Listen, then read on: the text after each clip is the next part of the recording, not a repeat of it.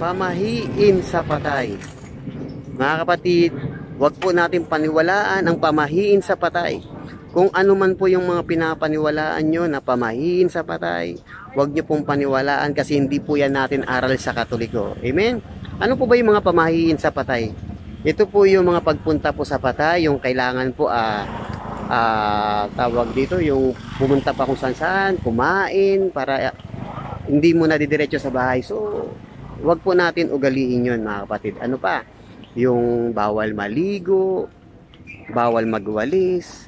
So, kung ano man po yung mga pamahiin nyo na yan sa patay mga kapatid, iwasan nyo na po yan at itigil nyo na po yan. Kasi, hindi po yan natin aral.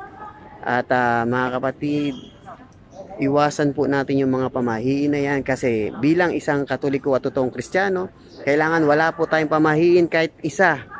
Yan po yung aral natin sa Katoliko. Wala po dapat pamahiin kahit isa. Amen po ba? So yun lang mga kapatid, maraming salamat and itigil na po natin yung pamahiin na yan. Amen? So yun lang, maraming salamat. God bless po sa atin lahat and more prayer, more power. Spread love. God bless us all.